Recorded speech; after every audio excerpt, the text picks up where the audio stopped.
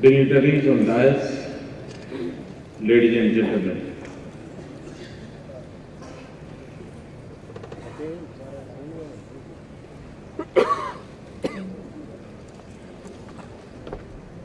मुझे लगता है कि मैं सबसे पहले महत्वपूर्ण काम पूरा करूं और बाद में सारी बातें बताऊं। मैं यहां खड़ा हुआ हूं आपको इनविटेशन देने के लिए। आप लिख लीजिए 11 जनवरी 2015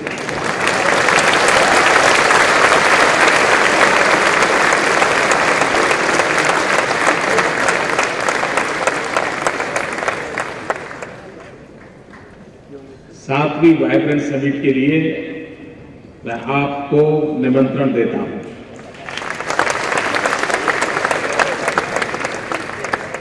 ऐसा ही निमंत्रण मैंने जब 2011 में दिया था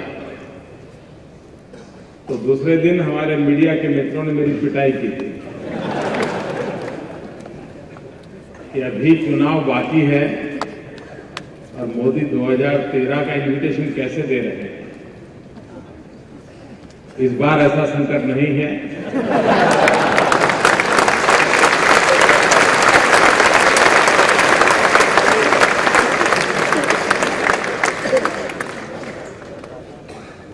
तो मैं आप सबको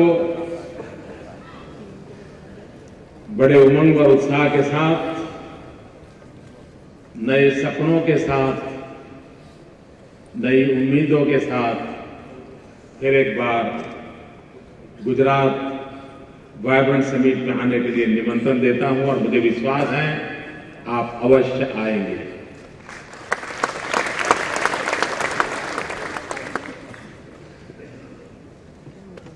मित्रों, ये जो वाइब्रेंट समिट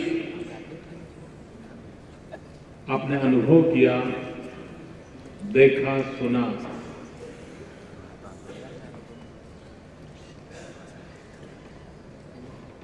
विश्व भर के जितने भी लोग आते हैं उन सबके लिए एक अजूबा। मित्रों, इंटरनेशनल कॉन्फ्रेंसेस में मैं भी गया हूं, मैं भी सेमिनार्स में गया हूं, लेकिन इतने बड़े स्केल पर,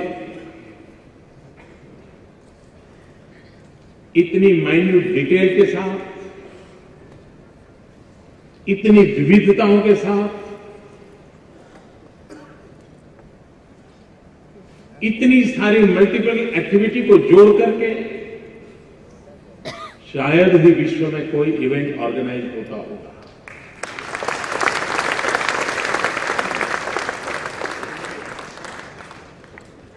इस काम को सफल करने में अनेक लोगों ने प्रत्यक्ष और अप्रत्यक्ष रूप से मदद की, जिम्मेवारी उठाई, परिश्रम किया है। मैं इस मंच से इसे सफल बनाने वाले सभी लोगों का हृदय से धन्यवाद करता हूं। गुजरात की जनता की तरफ से इस कार्य को सफल बनाने में जुड़े हुए सबका मैं अभिनंदन करता हूं।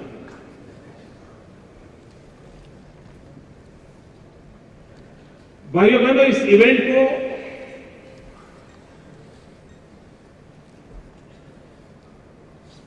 अनेक पहलुओं पर लोगों का ध्यान जाता है, लेकिन एक बात की और भी नजर करने की आवश्यकता है। करीब 121 देश के लोग यहां आए। ये पूरा नजरिया उन्होंने देखा। पल भर के लिए कल्पना कीजिए मित्रों, इन 117 देशों के 2100-2200 लोग जब अपने देश जाएंगे, अपनों से बातें करेंगे, तो क्या कहेंगे? तो यही कहेंगे, मैं हिंदुस्तान गया था।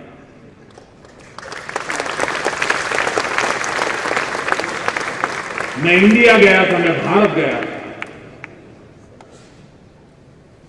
इसका मतलब सीधा सीधा है मित्रों, ये इवेंट से दुनिया के 121 से अधिक देशों में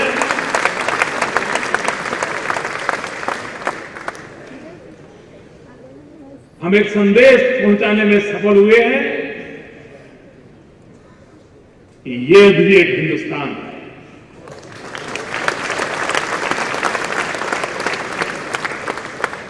हिंदुस्तान का यह भी एक सामर्थ्य है। मित्रों, दुनिया के 121 देशों में इस हमारे एक इवेंट ने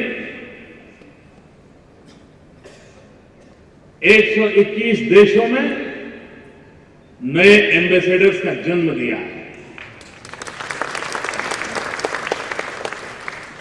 और ये हमारे देश के नए एम्बेसडर्स, उनका चमड़ी का रंग कुछ भी क्यों न हो, उनकी भाषा क्यों न कोई भी हो, लेकिन जब कभी हिंदुस्तान का जिक्र आएगा, मैं विश्वास से कहता हूं, इन 121 देशों के ये लोग हमारे लिए कुछ न कुछ अच्छा बोलेंगे, बोलेंगे और बोलेंगे।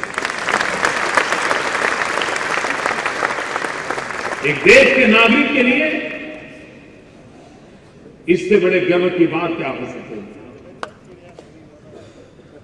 इतने देशों में इतने गौरवपूर्ण रूप से हमारे देश की चर्चा हो, हमारे देश की तारीफ हो, हमारे देश की अच्छाइयों की बात हो, मित्रों, हर हिंदुस्तानी के लिए ये सीना तान करके याद करने वाली घटना घटती है। और इसलिए इस पूरे समारोह को परिश्रम भले गुजरात के लोगों ने किया होगा, धरती भले गुजरात की होगी, इवेंट के साथ भले गुजरात का नाम जुड़ा होगा, लेकिन ये भारत के आन बान शान को बढ़ाने वाली घटना है। इस बात का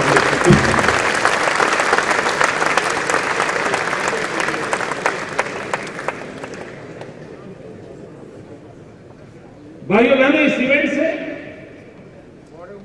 मैं देख रहा था, जो जीवन में कुछ करना चाहते हैं, जिनके अपने कुछ सपने हैं, साधन भले सीमित होंगे, लेकिन ऊंची उड़ान का जिनका इरादा है, कुछ नया करके दिखाने की जिनकी इच्छा है, ऐसे हजारों नौजवान इस समिट के साथ प्रत्यक्ष या परोक्ष रूप से जुड़े। इन सबको कभी दुनिया के हर देशों में जाने का अवसर नहीं मिलने वाला, और जब तक अवसर मिले तब तक उनको एक्सपोजर नहीं मिलने वाला। मित्रों, इस इवेंट के कारण, इस एग्जीबिशन के कारण, दुनिया के इतने देशों के लोगों के साथ बातचीत करने के कारण, हमारे देश के, हमारे गुजरात के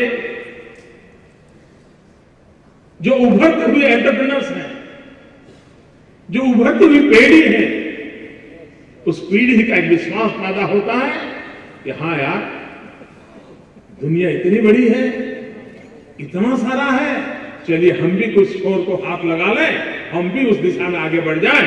ये विश्वास पैदा करता है। मित्रों, कभी हम स्वीकार करें या न करें, हम माने या न माने, लेकिन हर व्यक्ति के अंदर एक फियर हमेशा अस्तित्व रखती है। मैं हूं यहां बैठे हुए हो, यहां बैठे, हर एक के मन में होती है। और वो फियर क्या होती है? अननोन की अपने आप पे फियर होती है। आप अगर पहली बार मुंबई जाते हैं तो आपके मन में फियर रहती है। आपके लिए मुंबई अननोन है, फियर रहती है, कैसा होगा, कहां जाऊंगा, किसको मिलूंगा, कैसे शुरू करूंगा। आपके मन के अंदर एक छुपा हुआ भय रहता है। ये बहुत स्वाभाविक है।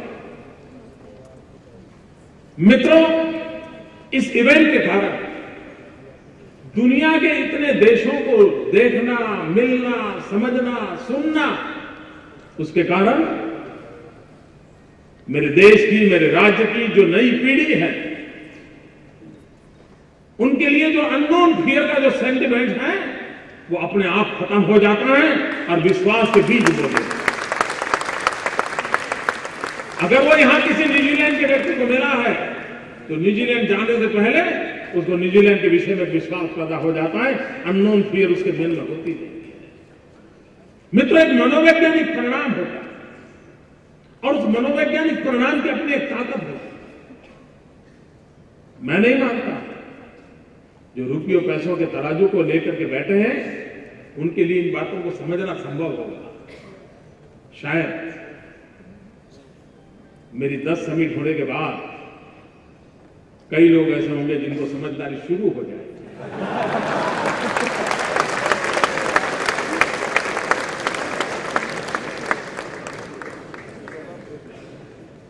मित्रों, कोई कंपनी, कोई राज्य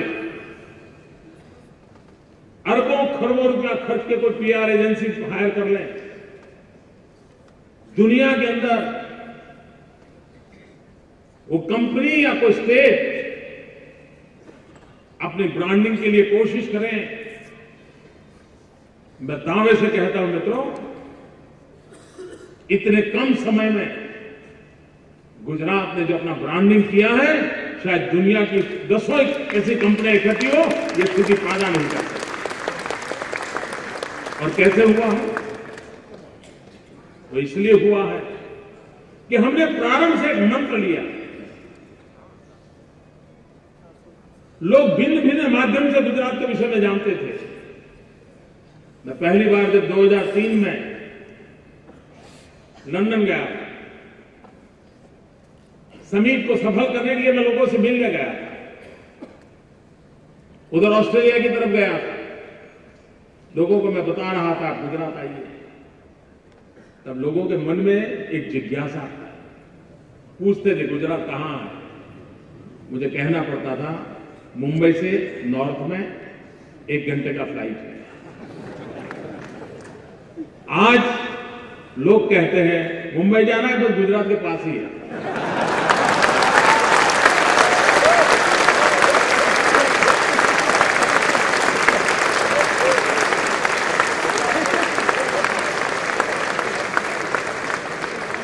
मित्रों, ये चीजें सामान्य नहीं है। इसके लिए सोच समझ करके हमने पुरुषार्थ किया। और तब मैं जब पहली बार गया, उस समय हिंदुस्तान की परंपरा क्या थी? परंपरा यह थी कि हिंदुस्तान के राजनेता विदेशों में जाते थे, अपने स्टेट में निकलने से पहले प्रेस कॉन्फ्रेंस करते थे, मुख्यमंत्री जाते थे और कहते थे हम इन्वेस्टमेंट के लिए जा रहे हैं। दुनिया के किसी देश में जाते थे, 2-4 एमओयू करते थे, फिर वापस आते थे और दुनिया को बताते थे हम इतने एमओयू करके आए हैं, और उस टूर को सफल माना जाता। और फिर कभी मीडिया उनको पूछता नहीं था कि भाई आप वो जाके आए तो उसका क्या हुआ। वो उस समय का जमाना वैसा था।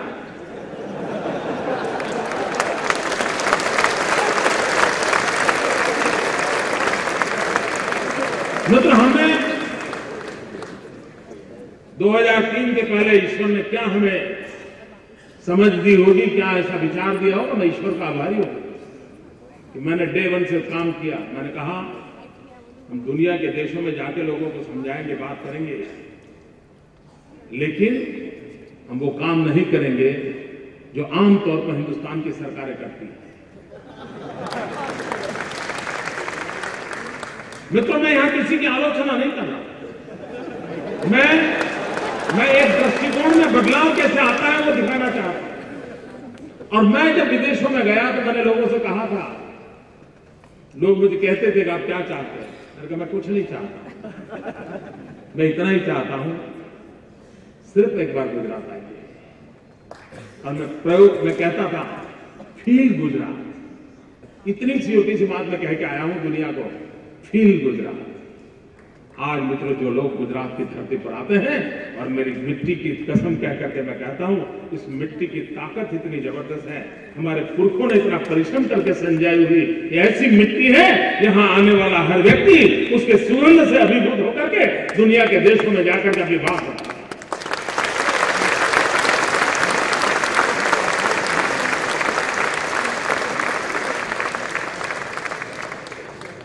मित्रों, कल मंच पर से पूछा गया था,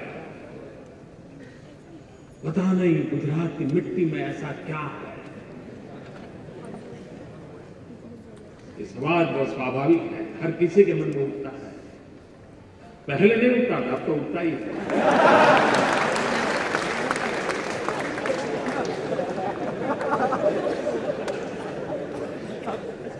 भाइयों बहनों, इस मिट्टी में एक पवित्रता है, और इस मिट्टी में हमारे पुरखों का पसीना है।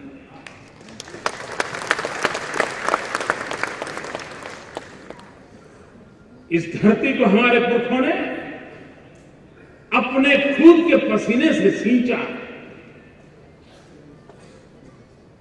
और तब जाकर के ये धरती उर्वरा बनी। और इस धरती के अन्न को खाने वाला भी उसी उर्वरा और शक्ति का भरा हुआ होता है, जो दुनिया के साथ आंख में आंख मिलाने का सामर्थ्य रखता है। भाइयों बहनों, हम विकास की नई ऊंचाइयों को पार करना चाहते हैं। अगर हम जगत को जानेंगे नहीं, जगत को समझेंगे नहीं, बदलती हुई दुनिया को पहचानेंगे नहीं, हम उनसे बात नहीं करेंगे, तो हम एक कुएं के मेढक की तरह अपनी दुनिया में मस्त रहेंगे। और हो सकता है हमारी जिंदगी पूरी हो जाए, तब भी हमें आनंद ही आनंद रहेगा, बहुत कुछ हुआ।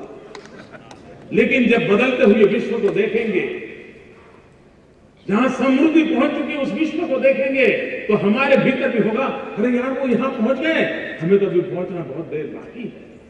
और तब जाकर के दौड़ने की इच्छा जगती है, चलने का मन कर जाता है, नए सपने जगते हैं, और परिश्रम करने की पराकाष्ठा होती है, और परिवर्तन आने की संभावना पैदा होती है।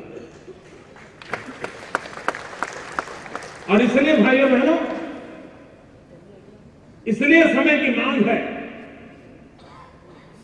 कि हम बदले हुए युग में किसी भी विषय में विश्व से अलग नहीं रह सकते। अपने आप को दुनिया से अलग थलग कर करके कोने में बैठ करके हम अपनी दुनिया को आगे बढ़ाने के सपनों को कभी भी पूरा नहीं कर सकते। और इसलिए बदलते हुए विश्व को समझने का अवसर इस प्रकार के समिट से मिलता है। मित्रों, मुझे खुशी है, गुजरात के सामान्य परिवार के लोग लाखों की तादाद में ये एग्जीबिशन देखने के लिए कतार में खड़े हैं पिछले 5 दिन से। क्यों? उनको तो कुछ लेना बेचना नहीं है, वो जहां देखेगा उसे कोई उसकी दुनिया बदल जाने वाली नहीं है। लेकिन हमने एक अर्ज पैदा किया, और ये हमारी सबसे बड़ी सफलता है कि मेरे राज्य के सामान्य से सामान्य नागरिक के भीतर हमने अर्ज पैदा किए, उसका भी मन करता है, चलो यार क्या अच्छा है, जरा देखें तो सही। उसको लगता है, हो सकता है आज देखेंगे तो कल पाएंगे भी सही। मित्रों, एक ट्रांसफॉर्मेशन, एक बदलाव, उस बदलाव को हमें समझने की आवश्यकता है। और इस समिट के माध्यम से मैं मेरे गुजरात की एक बहुत बड़ी शख्सियत और शक्ति का, चाहे गांव हो, तहसील हो, जिला हो, वहां पर समाज जीवन को संचालन करने वाली एक शक्ति रहती है। उस शक्ति के अंदर समिट के माध्यम से नए सपनों को संजोने का, नई दिशा को पकड़ने का, एक नए आयामों की ओर जाने का, एक नया अनफोल्डमेंट करना, ये सभी उस अनफोल्डमेंट का कारण बन रही है। ये बहुत बड़ा बदलाव आया। मित्रों, किसी भी गुजराती को गर्व होता है। आगरा में बैठे हुए व्यक्ति को एक साल में 200 देशों के लोग ताजमहल देख करके जाएंगे तो भी आगरा का आदमी वो गौरव अनुभव नहीं करता है।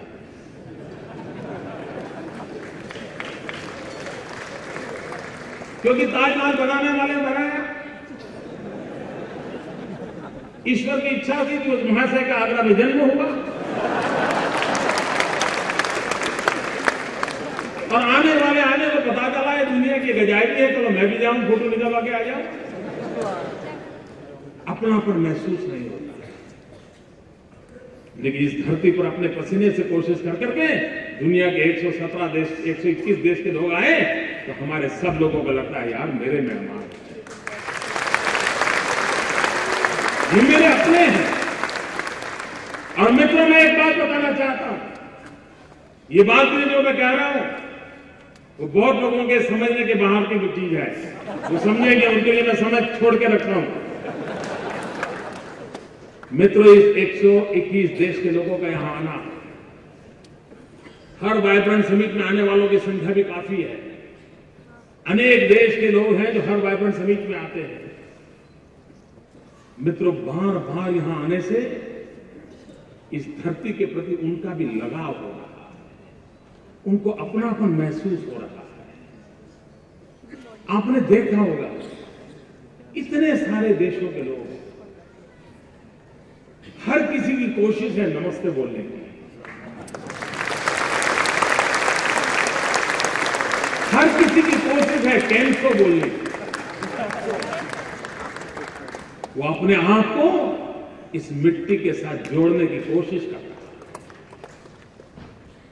यहां की परंपरा, यहां की संस्कृति, इससे अपने आप को जोड़ने का उसको उमंग है। इसका मतलब यह हुआ मित्रों, जिसको हम किसी थर्मोमीटर से माप नहीं सकते, किसी पैरामीटर से नाप नहीं सकते, ऐसी एक घटना आकार ले रही है।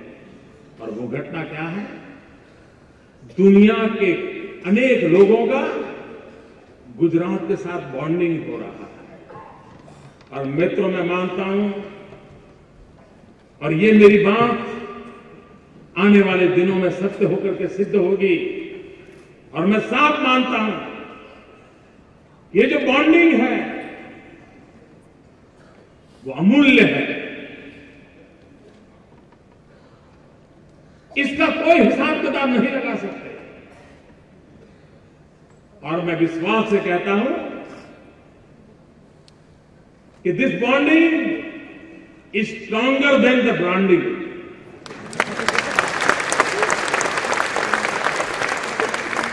गुजरात के ब्रांड की जितनी ताकत है मित्रों, उससे ज्यादा गुजरात के साथ जो बॉन्डिंग हो रहा है वो पीढ़ियों तक रहने वाला काम इस धरती पर हो रहा है।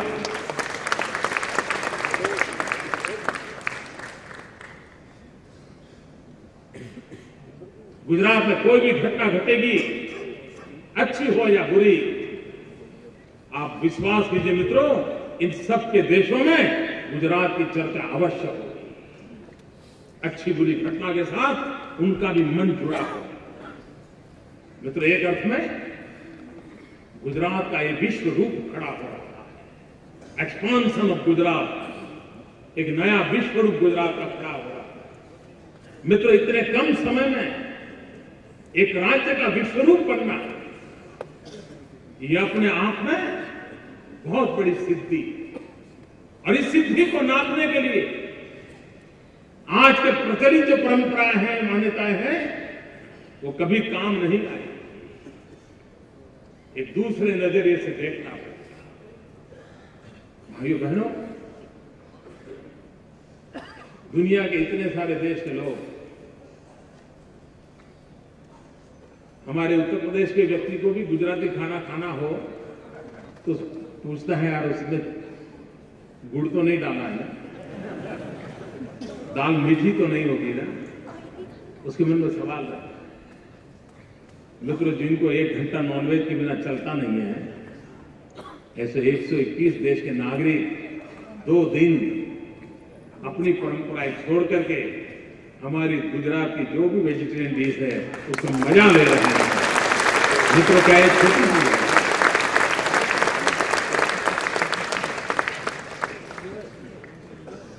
समिट को मैंने कहा था कि मेरे दिमाग में हमारे देश की युवा शक्ति, मेरे राज्य का युवा धन है। हम लंबे अरसे तक इंतजार नहीं कर सकते मित्रों। हमने हमारे राज्य के युवकों को सज्ज करना होगा। बदलते हुए विश्व के अंदर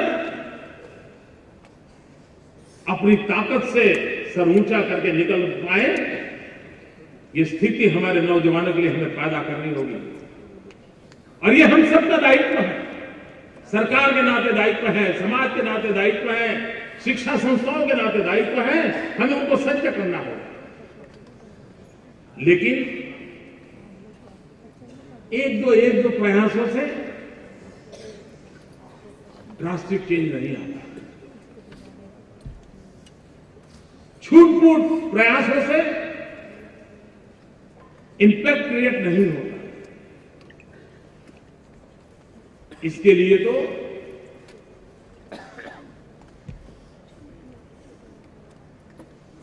एक सामूहिक रूप से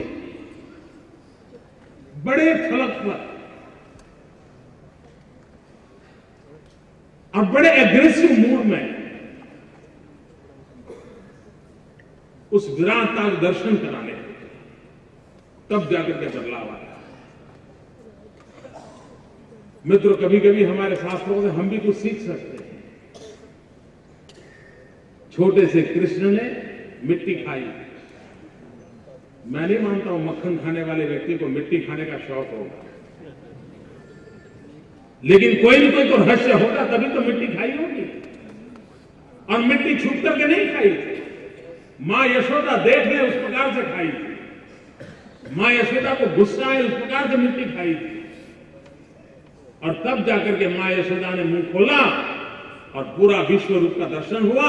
और तब जाकर के यशोदा ने कृष्ण की ताकत को स्वीकार किया। मित्र, मनुष्य का स्वभाव, यशोदा को भी शक्ति का साक्षात्कार नहीं हुआ, तब तक उसको शक्ति की अनुभूति नहीं होती। इसलिए हमारी इस नई पीढ़ी को भी हमें शक्ति का साक्षात्कार कराना होगा।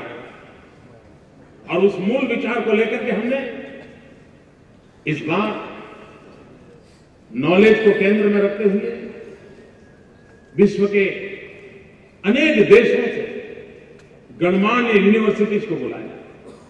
मित्रों, मैं पूरे विश्वास से कहता हूं, आज तक दुनिया में कहीं पर भी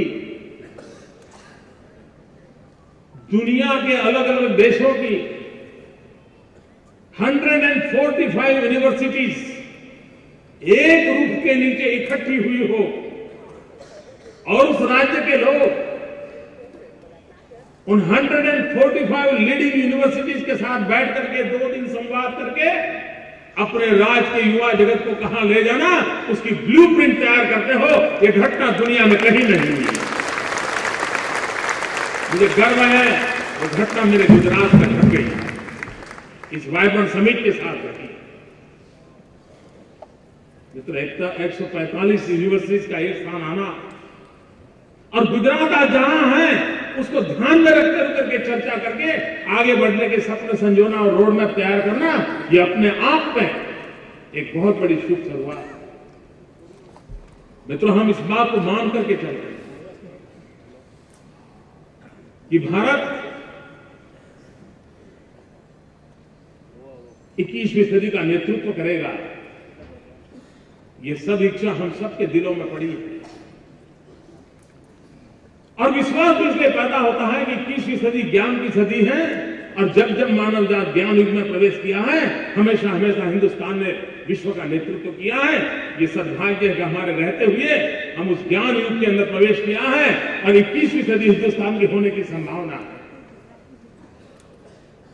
अगर ये पीढ़ी का तैयार है तो हम लोगों का दायित्व बनता है कि विश्व जिस ज्ञान की ऊंचाइयों को प्राप्त किया है, उस ज्ञान की ऊंचाइयों को छूने का सामर्थ्य हमारी युवा पीढ़ी में आना चाहिए, हमारी एजुकेशनल इंस्टीट्यूशन में आना चाहिए, हमारी संस्थाओं में उस प्रकार का नेचर बनना चाहिए। और उसके लिए प्रयास इस वाइब्रेंट समिट के साथ, मित्रों, पूरे विश्व को हम बुढ़ा हुआ देखते रहते हैं, अपनी आंखों से देख रहे हैं विश्व बहुत तेजी से बुढ़ापे की ओर जा रहा है। दुनिया के कई देश हैं, अगर चौराहे पर खड़े होंगे, घंटे भर देखोगे लोगों को जाते हुए, तो बड़ी मुश्किल से 5% 2% नौजवान दिखेंगे, ज्यादातर बूढ़े लोग जा रहे हैं। आज विश्व में एक अकेला हिंदुस्तान जो विश्व का सबसे युवा देश है। 65% मेरे देश के 65% नागरिक 35 से कम आयु के हैं।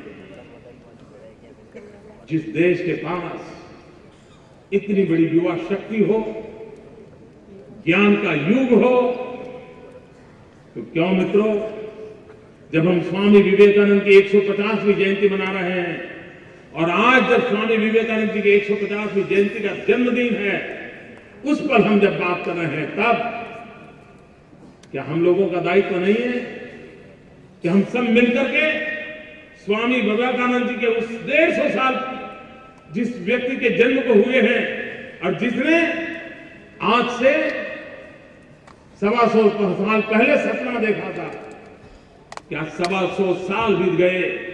क्या कभी हमने सोचा है कि विवेकानंद जैसे महापुरुष के सपने क्यों अधूरे रहे? क्या कमी रह गई? उन्होंने सपना देखा था और उन्होंने विश्वास से कहा था कि मैं मेरी आंखों के सामने देख रहा हूं, मेरी भारत माता जगत गुरु के स्थान पर विराजमान है, दैदीप्यमान तस्वीर में मेरी भारत मां की देख रहा हूं, ये स्वामी विवेकानंद ने कहा। मित्रों, क्या समय की मांग नहीं है कि हम जब 150 साल मना रहे हैं विवेकानंद जी के, तो उनके सपनों को साकार करने के लिए हम अपने आप को सज्ज करें, प्रतिबद्ध करें, प्रतिज्ञित करें, और पुरुषार्थ की पराकाष्ठा कर करके इस भारत मां को जगत गुरु के स्थान पर विराजमान करने का सपना लेकर के आगे बढ़े।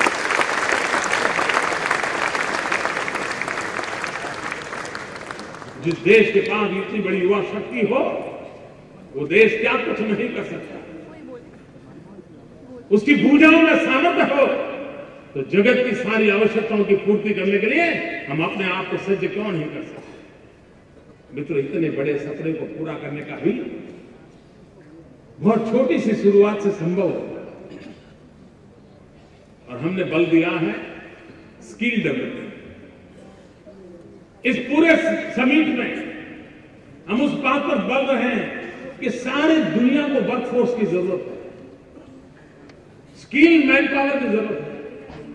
विश्व की कौन सी खबर? आज मैं यूके के लोगों के साथ बात कर रहा था, ब्रिटिश डेलीगेशन के साथ।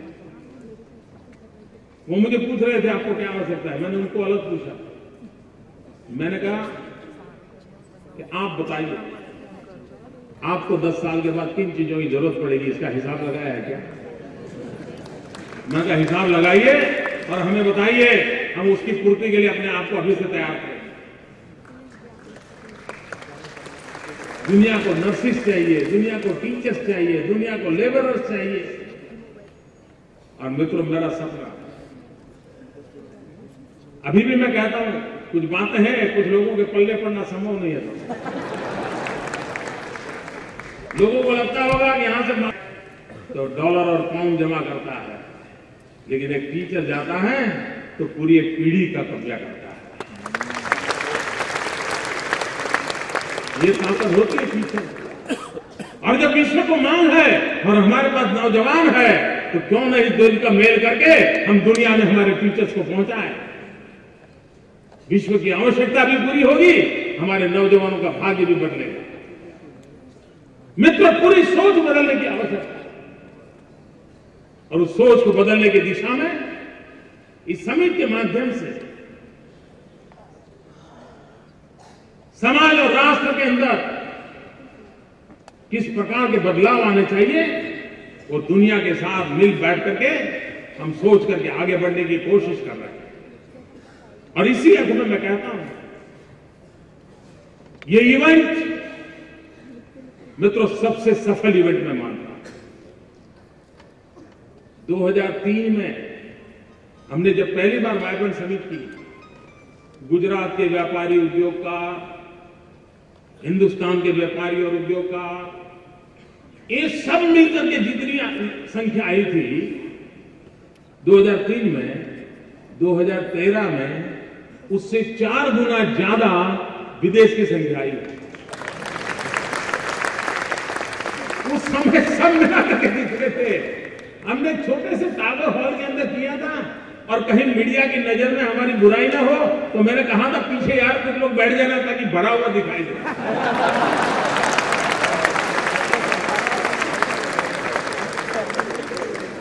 क्योंकि पहली बार तो करता था, लोग सवाल उठा रहे थे क्यों आएंगे गुजरात में। उस नकारात्मक चीज में से ये रास्ता खोजने की कोशिश की और आज 2013 हम देख रहे हैं मित्रों क्या है। मैं तो कहता हूं मित्रों, अगर मेरा ये vibrant Gujarat global investor summit ये कंसेप्ट डेवलप ना हुआ होता तो शायद ये महात्मा मंदिर भी ना बनता।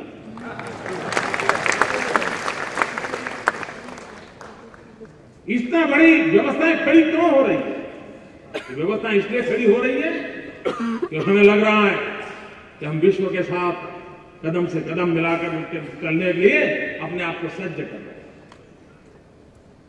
मित्रों, यहां जो व्यवस्था में नौजवान लगे हैं,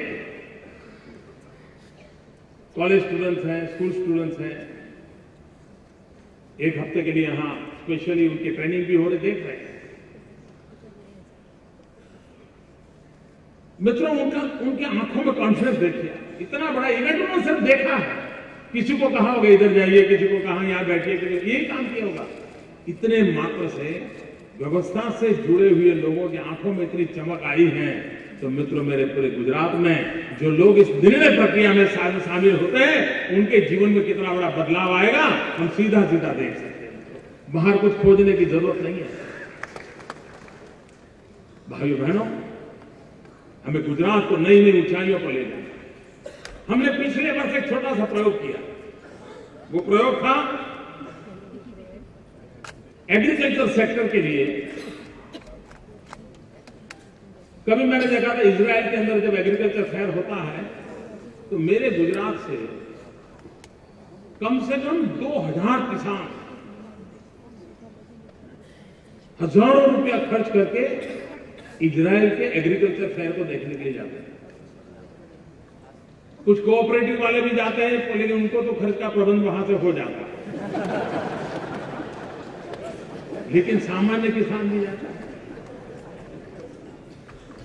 और तब मैंने सोचा कि मेरे किसानों के लिए भी कुछ करना चाहिए। हमने 2012 में पहली बार दुनिया के देश के लोगों को, एग्रो टेक्नोलॉजी क्षेत्र के लोगों को यहां बुलाया। इसी महात्मा मंदिर में ऐसा ही बड़ा मैंने किसानों का कार्यक्रम किया। इतने ही शान से किया। प्रारंभ था, हिंदुस्तान के करीब 14 राज्य उसमें शरीक होने के लिए आए और उसकी सफलता को देखकर के मित्रों हमने निर्णय किया कि हम जैसे vibrant Gujarat global investor summit करते हैं वैसे ही 2014 में,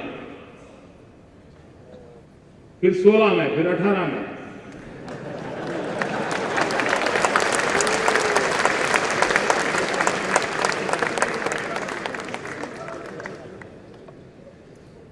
एग्रीकल्चर सेक्टर में टेक्नोलॉजी कैसे आए, फूड प्रोसेसिंग में कैसे हो, वैल्यू एडिशन कैसे हो, इन सारे विषयों को मैं मेरे गांव तक ले जाना चाहता हूं, किसान तक ले जाना चाहता हूं और सारी दुनिया को मैं यहां लाना चाहता हूं। मेरा किसान देखे, उसको समझे, हम उस दिशा में प्रयास करने लगते हैं। मित्रों, हमने विकास की नई ऊंचाइयों को पार किया। उसमें आज मैं एसएमईज के साथ बैठा था और एक बात हमारे एसएमई सेक्टर में आज ध्यान में आई है कि हमें अपनी कंपनी का जो भी हम उत्पादन करते हैं घरेलू बाजार तक सोच करके न करें, हम दुनिया के बाजार में कदम रखना चाहते हैं। उस दिशा में हमारी छोटी छोटी कंपनियां भी जाएं। और मित्रों, सब संभव है। ये कोई चीन का ही ठेका नहीं है तो माल पैदा करे और हमारे बाजार में डाल दे। हम में भी दम है, हम दुनिया के बाजार में जाकर के सीना तान करके हम माल दे सकते हैं।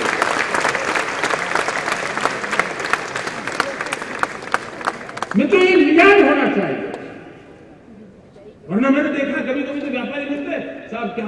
व्यापार खत्म हो गया। मैंने कहा क्यों? अरे छोड़ो साहब, पहले तो अम्ब्रेला बेचता था, लेकिन अब तो चाइना से इतना बड़ी मात्रा में अम्ब्रेला आता है, मेरा अम्ब्रेला बिकता नहीं। अरे रोते क्यों रहते हो भाई? हम चाइना के बाजार में जाकर अम्ब्रेला बेचने का मूड बनाए, हम दुनिया को बेच सकते हैं। मैं ये वातावरण बनाना चाहता हूं और इसलिए मैं कोशिश कर रहा हूं। हम एग्रीकल्चर सेक्टर में भी उसी प्रकार से जाना चाहते हैं। मित्रों, आज अभी देखा कनाडा से एक्सेलेंसी मिनिस्टर यहां आए, उन्होंने भी कहा कि वो यहां कनाडा का जो उनका ऑफिस है उसको और अपग्रेड कर रहे हैं। उनको लगता है कि रेगुलर उनके काम के लिए जरूरी हो गया। मुझे आज यूके के हाई कमिश्नर बता रहे थे कि यहां का जो ब्रिटिश एम्बेसी का जो यहां का चैप्टर है उसको वो इक्विवेलेंट तो मुंबई बनाने जा रहे हैं। अब कितनी सुविधाएं बड़े मित्रों, गुजराती आर बेस्ट टूरिस्ट। इन्होंने हफ्ते में एक दिन थाईलैंड से विमान की सेवा शुरू करने के लिए कहा है। देखना 3 महीने में हफ्ते में 3 दिन न करे तो मुझे कहना।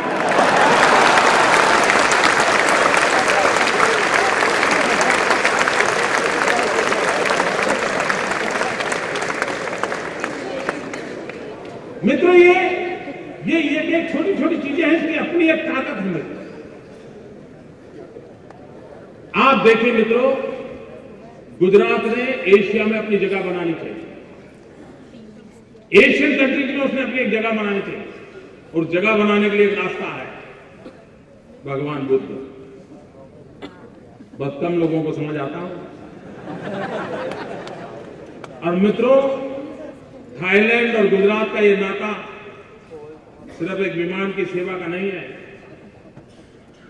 थाईलैंड और गुजरात की इस सीधी विमान की सेवा गुजरात की धरती पर जो बुद्ध की अनुभूति है और थाईलैंड जो बुद्ध का भक्त है, इस बुद्ध को माध्यम से थाईलैंड और गुजरात का जुड़ना, जापान का और गुजरात का जुड़ना, श्रीलंका और गुजरात का जुड़ना, एशियन कंट्रीज के बुद्धिज्म का गुजरात के बुद्ध की प्रेजेंस का जीना। और हम भाग्यवान हैं कि हमारे पास भगवान बुद्ध के रिलिक्स है।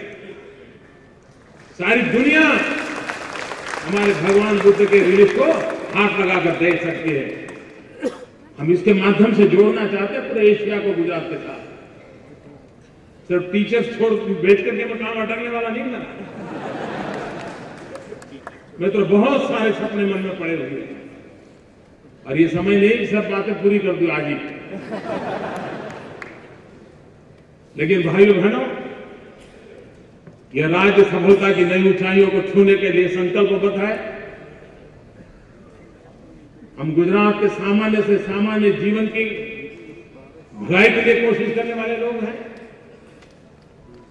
मैंने देखा कि इस बार एक सेमिनार पूरा एफोर्डेबल हाउसिंग के लिए था और दुनिया की टॉप मोस्ट कंपनियां जल्दी से जल्दी मकान कैसे बने, सस्ते से सस्ता मकान कैसे बने, अच्छे से अच्छी टेक्नोलॉजी से मकान कैसे बने, कम से कम जगह में बड़े टावर कैसे खड़े किए जाए, उन सारे विषयों पर आज चर्चा कर रहे हैं। ये चर्चा क्या गरीब की भलाई के काम आने वाली नहीं है? लेकिन ये कौन समझा है?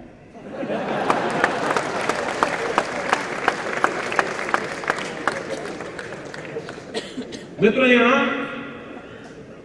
कृषि के क्षेत्र में जो बदलाव आए हैं उसकी चर्चा करने वाले डेलीगेशन यहां हैं और कृषि के क्षेत्र में क्या नई टेक्नोलॉजी लेकर के आए हैं उसकी चर्चा करें। मित्रों, हमने एक एमओयू किया कनाडा के साथ और पहली बार हमारे गुजरात की एक कंपनी मल्टीनेशनल के रूप में कनाडा में जाकर के उद्योग शुरू कर रही है।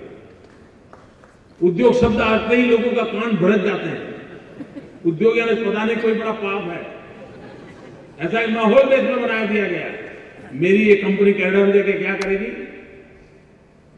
कनाडा में जाकर के वहां की सरकार से मिल करके वहां हम पोटाश का कारखाना लगाएंगे और वो पोटाश मेरे गुजरात के किसानों के खेत में काम आए, इसके लिए मेहनत करो। उद्योग शब्द सुनते ही लोगों को भड़क आ रही है, जब पाप हो रहा है।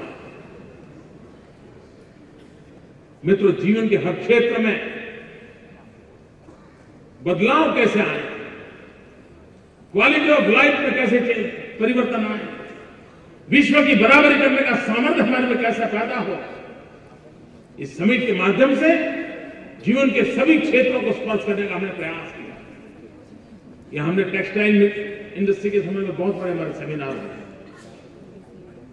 ये जो इन्वेस्टमेंट के अंदर काफी लोग आए हैं वो टेक्सटाइल फील्ड के लोग ज्यादा आए। जो लोग उद्योग को गाली देने के लिए दिन रात लगे रहते हैं, मैं उनको पूछना चाहता हूं, मेरा किसान जो कॉटन पैदा करता है उस किसान का पेट कैसे भरेगा अगर मेरी भारत सरकार कॉटन एक्सपोर्ट नहीं करने देती और मेरे किसान का कॉटन पैदा हुआ है, हजारों लाखों करोड़ों का नुकसान मेरे किसान को पड़ता है। तो क्यों न मैं किसान के इस कॉटन पे वैल्यू एडिशन करूं, क्यों न मैं टेक्सटाइल इंडस्ट्री लगा करके मेरे किसान का कॉटन उठा करके रेडीमेड गारमेंट बना करके दुनिया के बाजार में क्यों न बेचूं। क्या किसान की भलाई के लिए नहीं है, लेकिन पता नहीं क्यों एक ऐसा माहौल बना गया,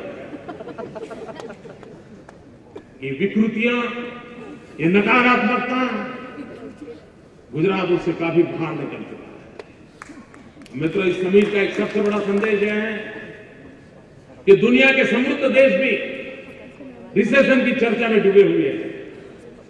बाजार की मंदी का प्रभाव विश्व के समृद्ध देश अनुभव कर रहे हैं। विश्व पूरा इकोनॉमी लड़खड़ा रही है, चिंता में लगा हुआ है।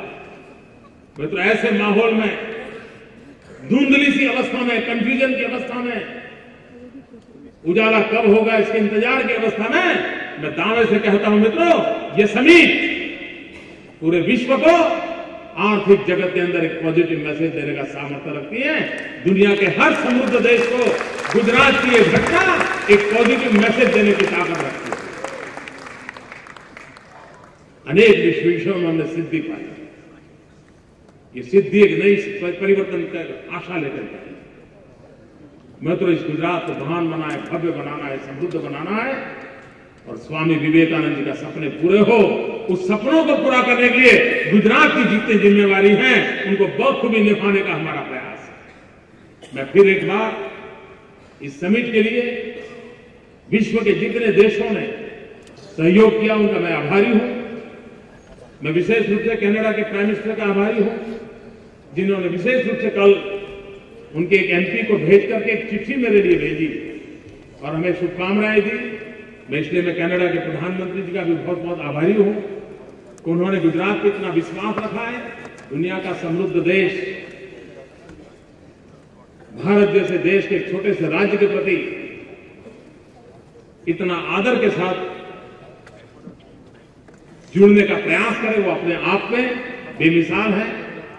मैं विश्व के सभी जो राजनेता यहां आए, राजदूत आए, विश्व के सभी देशों ने हम हिस्सेदारी की, मैं उन सब का हृदय से अभिनंदन करता हूं, धन्यवाद करता हूं। और फिर एक बार आप सब आए, आपका बहुत बहुत आभार। और फिर एक बार 11 जनवरी 2015 आपको मैं फिर से निमंत्रण देता हूं। मोस्ट वेलकम 11 जनवरी 2015। थैंक यू वेरी मच दोस्तों, थैंक्स अ लॉट।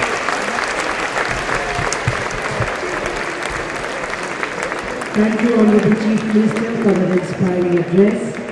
धन्यवाद माननीय मुख्यमंत्री महोदय आपके प्रेरणादायी प्रवचन के लिए।